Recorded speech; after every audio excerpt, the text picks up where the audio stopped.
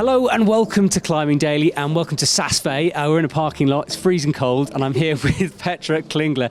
Now it is noisy, there's a semi-finals going on behind us, so it's a bit noisy, apologies for that. Petra, you've just climbed your semi-final route. We won't talk about how it went because we're going to reveal that in a minute, but number one, thank you very much for being here, because you don't do that many World Cups on the whole circuit, do you?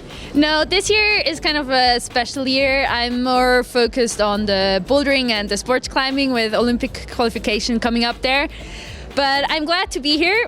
And yeah, for sure it's always nice to be at a home competition. It's stressful as well, but the atmosphere is amazing, the crowd is amazing, so it was really my goal to be able to compete here.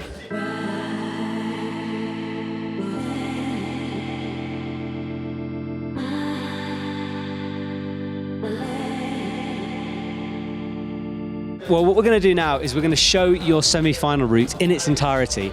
And because, you know, a lot of people, we understand rock climbing, this kind of ice climbing, dry tooling for a lot of people is a bit weird and a bit unknown. So what we're going to do is we're going to talk through the route. So we're probably going to disappear from your viewing screen now.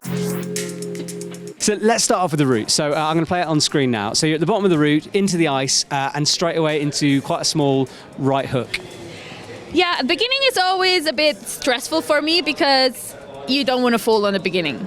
In qualifications, you have the chance to start again, but semi-finals, finals, it's just one go. Here, I often take a couple of holds with my hands as I have quite a lot of finger strength, so I can spare quite some time. It's not always easy to take them by hands, and it's always also a bit risky because you wear some golf gloves, so the sensation on the holds is not the same. In comparison to with the ice axe, I feel you're closer to the hold and you actually can feel if it's a good hold or not. And are you allowed to do so that holding the hold of your hand? Because I can see now you've got an ice axe and a hand on that hold. That's allowed within the rules? That's allowed as long as you're not holding onto the ice axe. So you have to be a little bit careful not to come close to the ice axe, but it's totally allowed, and sometimes really, or often for me, it's more efficient. Okay, so moving off, you've got past the pre-clipped section now, and this is where it starts to get into the meat of the route. Yeah, like the first clip is security-wise already clipped because falling with ice axes isn't the most pleasant thing to do.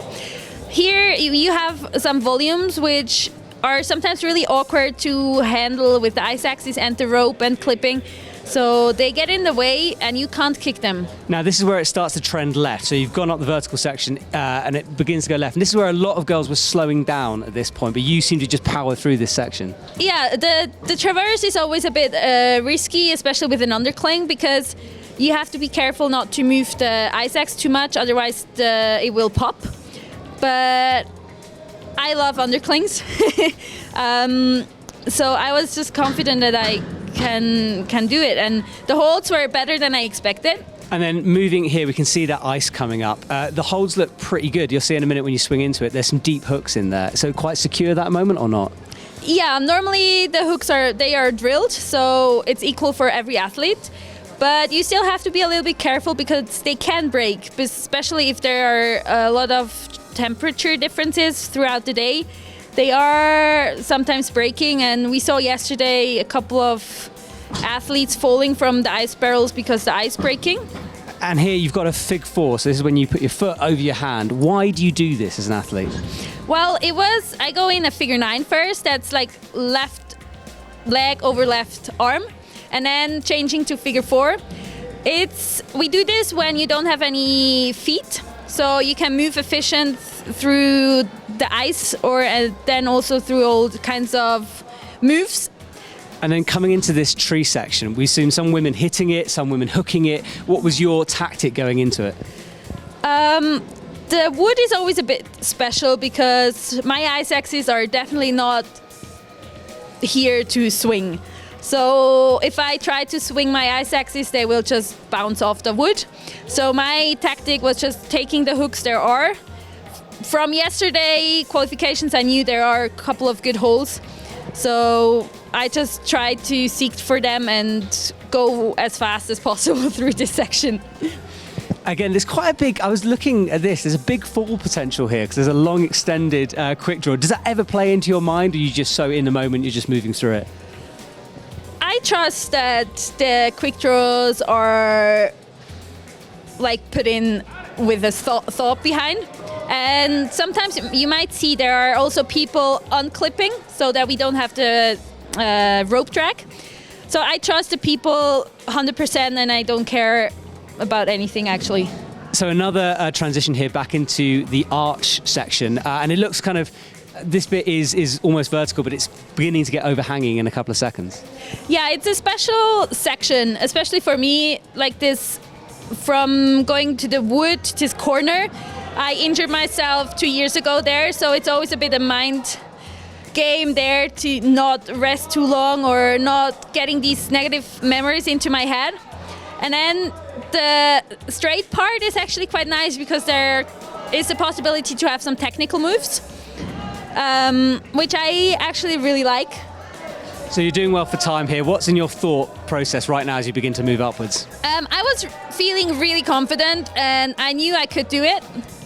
I had a little struggle at one moment there as my ice axe caught in the rope and I had to kind of block off, which I didn't think I had to do.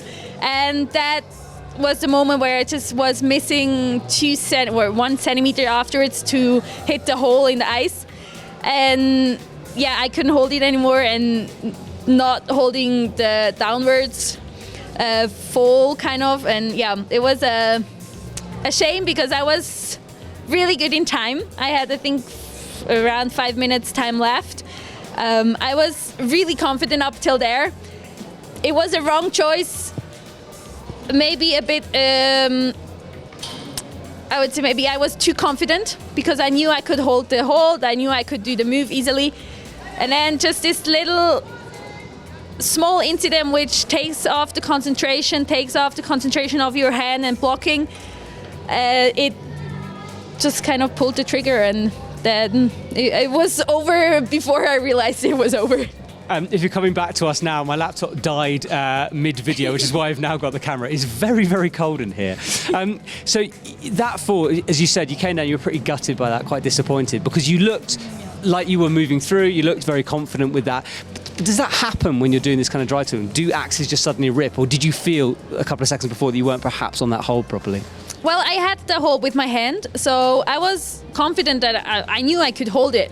But I had the second ice axe in my mouth, so the end of the ice axe caught in the rope and kind of pulled down just a little bit, and it was enough to just take off my concentration. It happens. It also happens sometimes that ice axes, they just pop. It's the risk kind of sometimes you have to take, and sometimes you just make wrong decisions. It's the same as in climbing. Sometimes it's comparable to just slipping off a hold, actually. Sometimes it just happens and you don't really know why. For sure, I'm really disappointed because it's a home competition. My goal was finals. I have been in finals in the last couple of years, every competition I've been. But at the same time, I was not really training that often.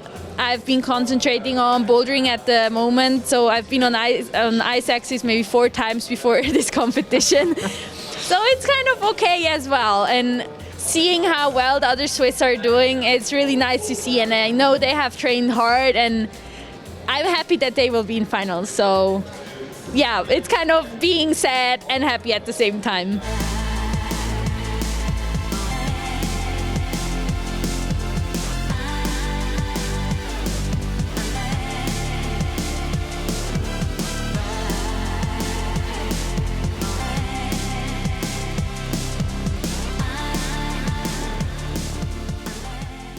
That sounds fair. I'm knackered just listening to you. Petra, I know it wasn't the result you want today, but congratulations anyway, and good luck with the rest of the Swiss team, and enjoy the weekend in Saas-Fee. Thank you very much. Thank you very much.